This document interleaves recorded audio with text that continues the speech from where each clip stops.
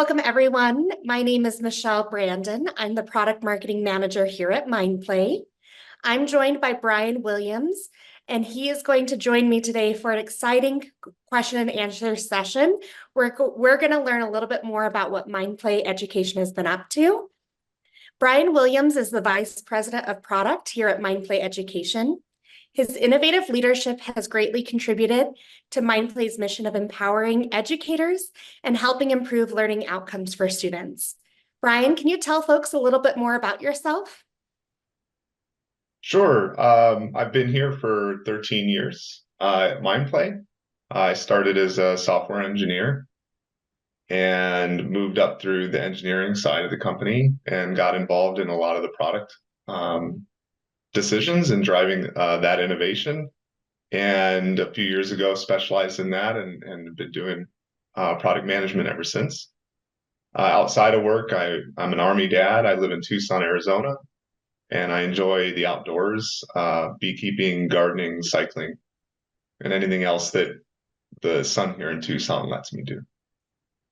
Well, it's been a pleasure getting to learn Brian, and I know that if he takes any of the inspiration that he has outdoors, I can attest that he takes that into the product as well. So he puts his heart into everything he does, and we're really excited to learn what you and the engineering teams have been up to. Uh, First and foremost, can you just provide some context as to why we're meeting today? What are some of the challenges you and your product teams have seen as far as reading intervention goes? Yeah, in the past few years, I mean, since COVID, I mean, it's been a while now, but we're still seeing a lot of the effects of that and things we learned during that time. Since then there's been a lot of entrance into the reading intervention market. Teachers and schools have had to lean on those solutions a lot more. And what we find is that not many of them do a good job of addressing foundational skills gaps with targeted instruction. And this is science of reading instruction. It's not new. It's phonemic awareness and phonics and vocabulary development. But it's surprising how few solutions still or provide that. And they don't do a good job, and solutions haven't done a good job of differentiating needs of struggling readers, leaving a lot of that work to the teacher. And that's what we notice a lot of, is a lot of work is still being left to the teacher. And, not a lot of solutions. A lot of solutions focus on skills practice or, you know, kind of reinforcement of skills or instruction in the classroom, but they don't have that full text, high interest experience where students are being motivated to read books and improve their reading stamina. So reading stamina has become I would say something that's a bit more focused on recently. And from educators, we hear from teachers that their time is limited and that they get solutions all the time. And those solutions are supposed to help, but what they do is they add another thing for them to manage. The instruction across all of these different tools is often not aligned fully. And because the teacher's left with the responsibility of tying it all together, there's missed opportunities for students to have better outcomes. So managing their time, fragmentation of instruction, even the ability to find the correct resources in a sea of solutions is some challenges we definitely see. Yeah, and I know that there's a prevalence of students needing to grow, right? And reading growth is at the forefront of everyone's mind. So with all of these challenges you see where there's a multitude of solutions, a lot of them focus on practice or just giving them books, how do you see EdTech programs or other EdTech providers needing to address those problems? Yeah, so while we definitely need to address them, um, what I will say is that you mentioned skills practice and or focusing on independent reading. I think a lot of ed tech programs and companies kind of just try and stay in their lane, and in doing so, they may provide a really entertaining skills practice module that an energetic teacher or someone could come along and use effectively if they want to put a lot of work into providing and differentiating instruction. And then they can, let them use the tool. But as a, as a result of that, I mean, they again lack the systematic instruction to fill gaps if they're going that route. And they're leaning heavily on the teacher to integrate that into the rest of the student's learning experience. And so I think a lot of ed tech programs, before COVID, I mean, Mindplay had a dream years ago where it was, we'd do everything on behalf of the teacher, and the teacher wouldn't need to do anything, right? And I think a lot of other companies or ed tech, um, companies had that same kind of vision. But after COVID, realized that the teacher, in often cases, is the best suited to do that or closest to the student. And so a lot of them, retreated to lean on the teacher to do this work. And they touted, there's integration like we integrate with LMS or the SSO, but integrated in a coherent way where everything that's being put in front of the student in terms of them being assessed or acquiring or applying reading skills is coherently integrated. That doesn't exist. That problem still exists. Yeah, I think finding tangible outcomes both for the educators and then also the students using it in a really seamless way that benefits both educators and students alike. So based on those findings, what has Mindplay been up to? What have we been creating over the last year or so to be able to improve these outcomes? Yeah, what we think is the most important problems is that burden on the teachers, and we need to do more to help support them and keep good teachers. And we also need to make sure that we're not missing opportunities with students. And so, if we think those are the biggest two problems, that's what Mindplay's out to solve, right? And we are doing that with what we call a personalized learning system. So, a personalized learning system ensures that skills are systematically acquired, right? And that's something the coach in Mindplay has always had a big focus on doing. But then also that the students afforded the necessary time to apply and develop those skills. And they need to do that in an environment that, one, reinforces the acquired skills. It doesn't, just transition them from acquiring them to application. They could do that going to the library. But we want, when they go into that library, to have a integrated experience that reinforces what they're applying and shows them the value of that. And, so it's driven by their interests, and it helps build intrinsic motivation in the skill and what we're trying to do, so yeah, so it's not just a single login for students. It's a system that not only personalizes, but keeps instruction and that whole journey systematic as well. Awesome. And we're releasing Mindplay Reading Studio as that personalized learning system in the fall, correct? That's right. Yeah. So the Reading Studio is our personalized learning system for reading, and it's going to create that coherent instructional approach across all reading activities a student can engage in, instruction, skills practice, and independent reading. In the studio itself is modern, intuitive, redesigned platform that's we hope will engage students across that entire path to become successful readers and make teachers' lives easier. That's great. I'm excited to see it. Are you able to show me a preview or a sneak peek as to what Mindplay Reading Studio looks like? Absolutely. Yeah. Give me a second here.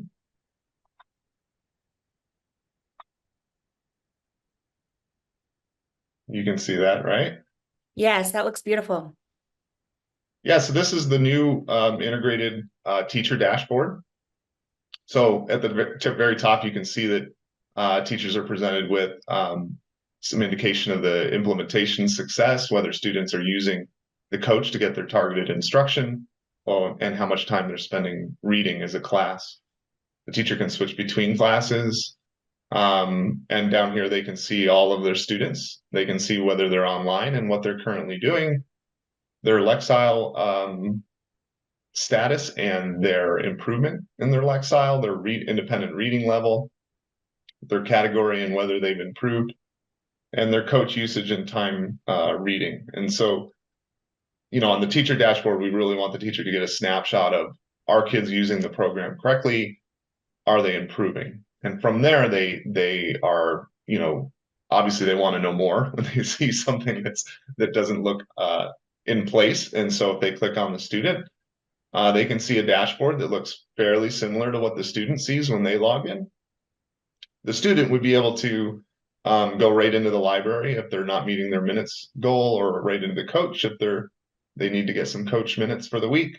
They can see their Lexile improvement and what they're currently reading. The teacher can see the foundational skills profile, which kind of shows at a glance the a unique picture of who this student is, what's their strengths, and where are their opportunities for growth. And patterns in this chart are really interesting. You can find students that,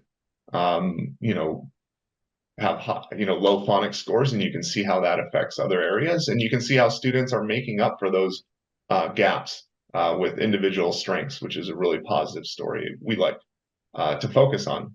And if the teacher wants to drill into more of these to understand the history of that individual assessed skill, right? So we can see Ariana's phonics skill. She's just past halfway towards her grade level. And over here, you can see the history. She's only at one test, but you can see the history of that assessment and see if they're improving. And then you can see all the activity and instruction that they're doing in the program to support that skill and develop it. So you can see all the phonics levels and the lessons that they're currently working on. You can see whether or not they've struggled in specific lessons and drill into that. And then you can drill even further and find insights into what errors they're making in those lessons. And so that can help the teacher differentiate instruction in the classroom and support that. And we'll even make recommendations here for the teacher to go over supplemental support sheets with students, do individual group lesson plans, assign decodable books that help support the skill. And so this pivot of how we look at student data is really significant for Mindplay, where we have robust reporting that has a lot of student level detail in real time, which has always been a positive of Mindplay. But getting to those stories and doing this analysis of, are they improving? What are they doing that's supposed to help them improving? Are they struggling there? And is there a way I can help? We tried to make that journey as fast as possible for the teacher and intuitive as possible.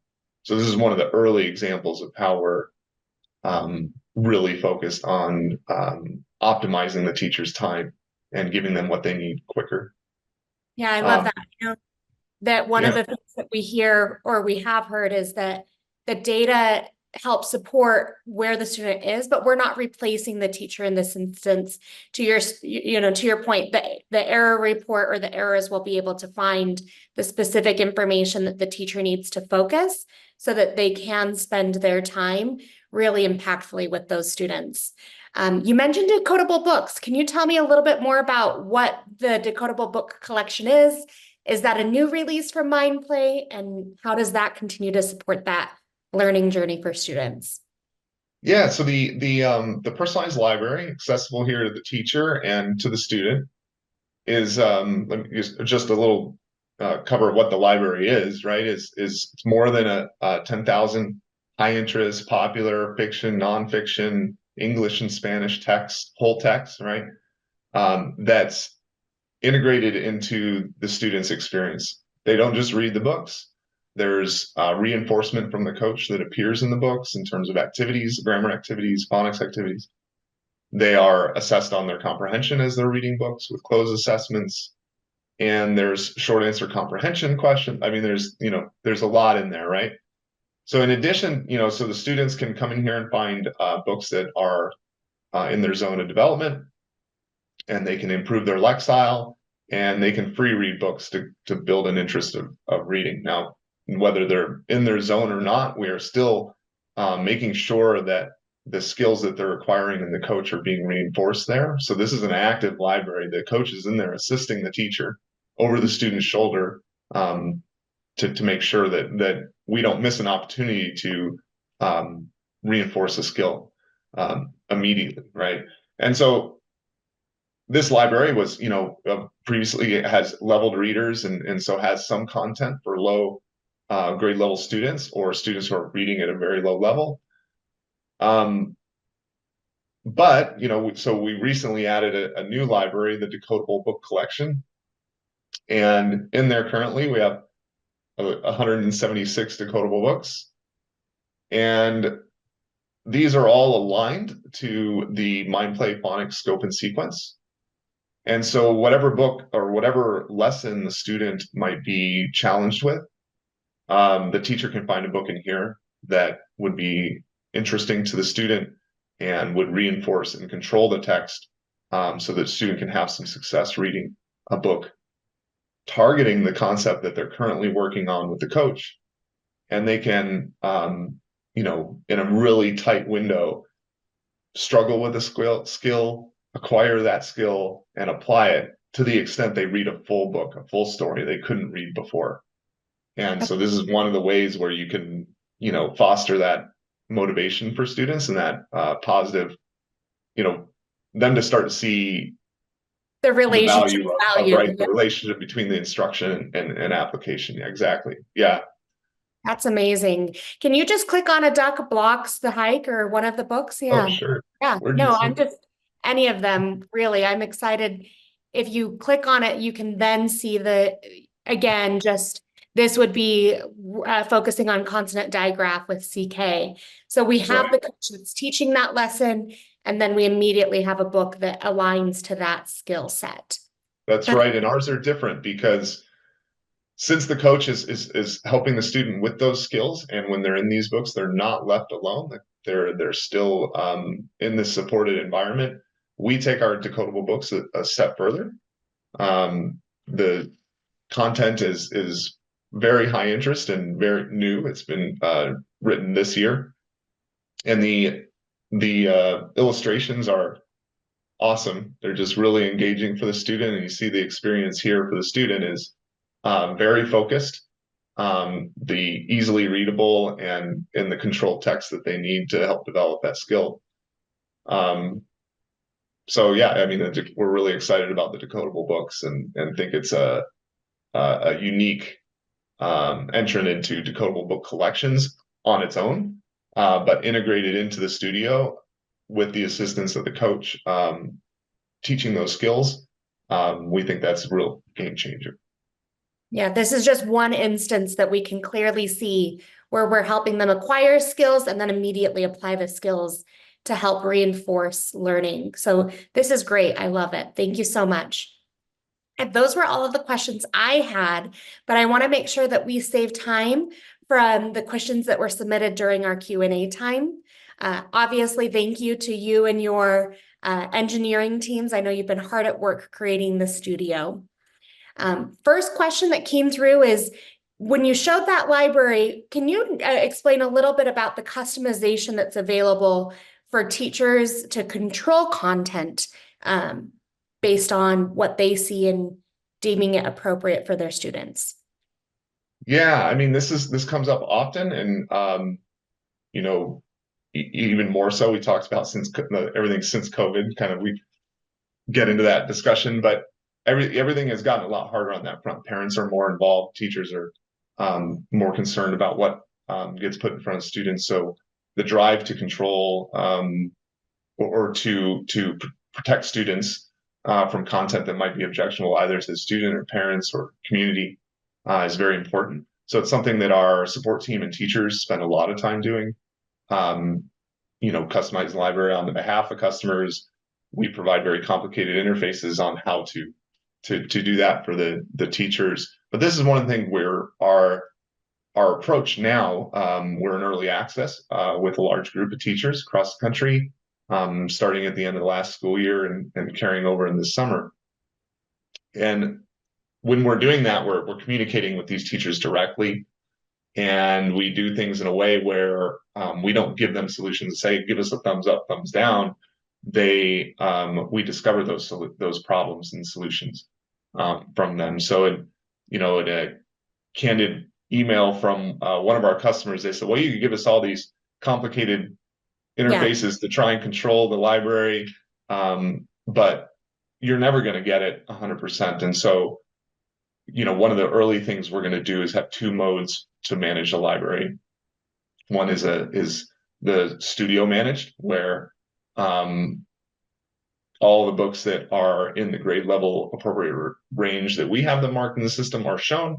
And if the teacher has any concerns about content, they can hide individual content. Now that's the default mode. And then we're going to add a second mode where it's teacher managed. And that will close off the library completely to students and the teacher until the teacher approves books.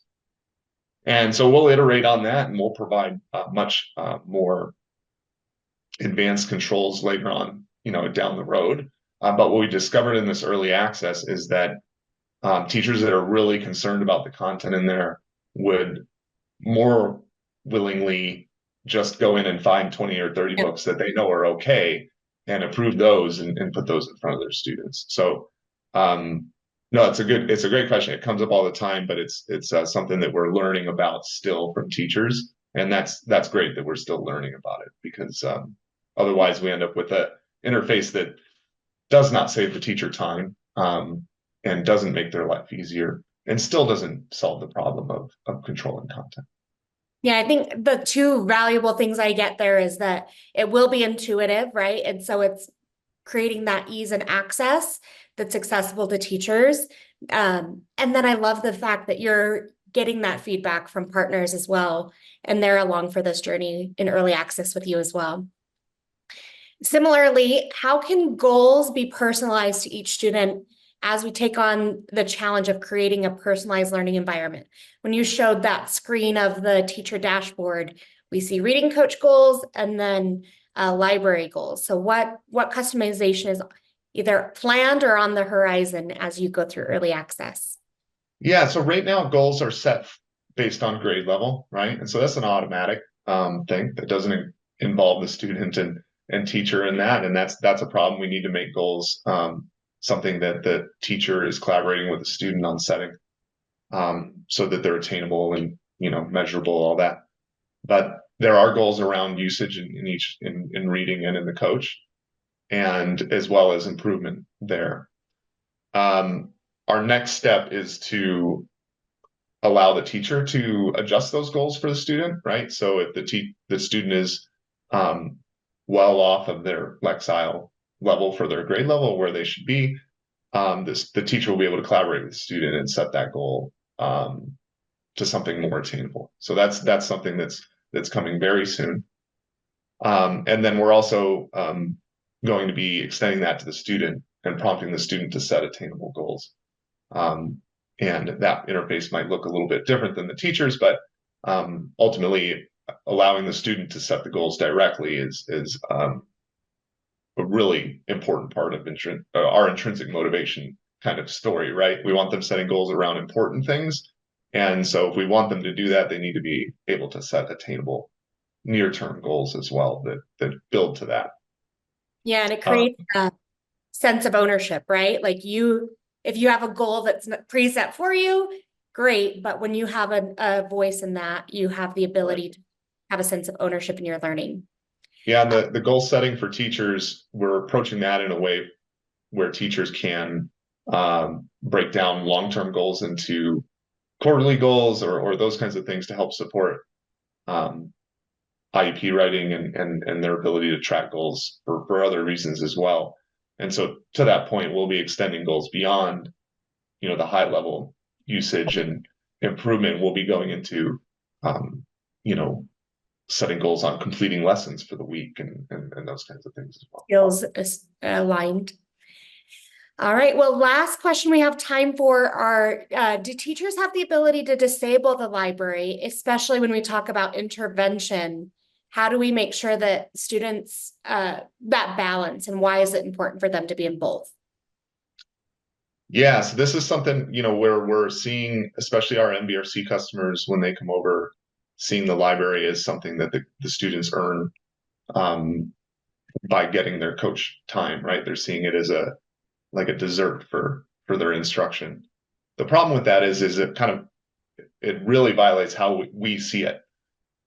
We see independent reading time in the personalized library specifically as incredibly valuable and has a weekly goal all of its own. And any student who's short on their coach minutes or on their reading minutes should be encouraged to tackle both of those things.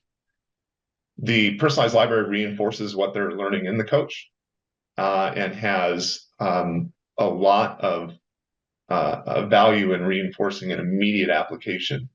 And so we miss an opportunity when we have a student complete 2 hours of coach for the week before they can get into the library, or 30 minutes in the coach in a day before they can get into the library. They can't be in the library when they're already burnt out, they're already demotivated, and they're 4 lessons past the CK lesson, and so our opportunity to reinforce that in a real text is diminished. And so we want to focus on goal setting. Back to your previous question, to motivate the student to be self-directed in a way that helps them attain their goals.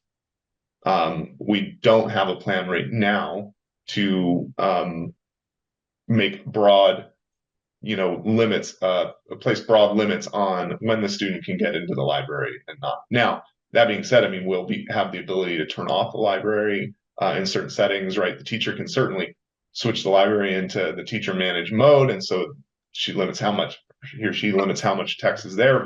But we philosophically believe that the integration of these two activities and the way that we're doing it is creates, you know, one for one, minutes reading and minutes in the coach are very, very, very important. And so we don't want to set the tone or talk about it in a way that Diminishes diminishes the value value. of the personalized library. Yeah.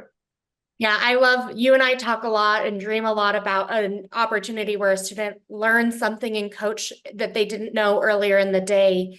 And then to your point with a decodable book, can read it by the end of one session. And how impactful and important is that for a student to be able to see that they can do something and then build that confidence throughout the day and take that reading into other Yeah. classes. Yeah. You give that student that experience and they won't care about avatars or, Yeah. at all. Like it is a dream. And I think, it's attainable in a system like this. That's awesome. Well, again, thank you everyone for your questions submitted. Thank you, Brian, for the questions that I've asked you. Before we leave, I just want to ask you, are there any surprise findings or something you've learned throughout this process that you wanted to share with us all?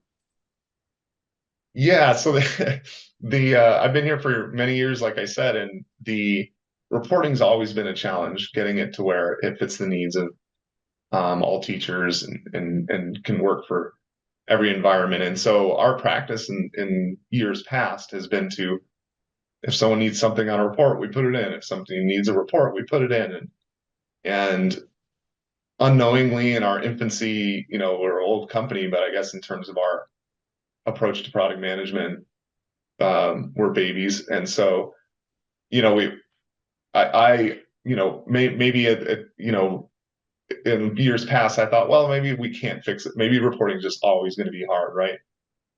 But in this new system, we came up with this idea of showing this holistic view of individual students and with the skills profile, and then drilling in and kind of changing how we show the reports and identifying through research with teachers what was the journey they were trying to take.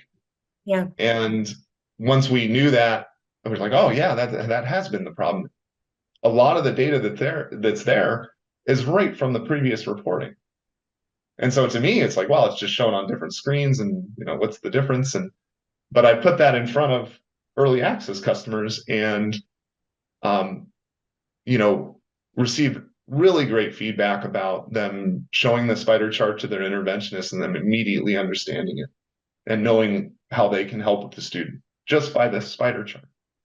And then aha moments where teachers are walking through with me looking at the reports, and they realize that journey that they used to take to start from usage and improvement to progress to errors to, that they can do it like that is, it's amazing that you can just take the same data, make it look better, change the layout, right? I don't want to oversimplify what we did. It was a lot of research and work to do, but at the end of the day, it looks like such a straightforward change. You wouldn't think it'd be that profound, but the feedback on that small piece thus far has been really, really positive, and it's really made us even invest more heavily in design and in user research to make sure that we find more of those chances. That's awesome. Yeah, I got to hear a little bit of a nugget that was shared with those reports last week. And so really exciting to see the hard work and the investment in that research and bringing our partners along in that journey, what it's already paying off for us, and how, again, it's paying off for us as a community, right? Our educators, our students, and Mindplay as a whole, as we all serve to unlock student success. So we're excited to see what we're in for. If people want to learn anything more about Mindplay Reading Studio, you can visit us at mindplay.com, and we have a solutions page all geared around Mindplay Reading Studio. So thank you again for your time, Brian. I will chat with you soon.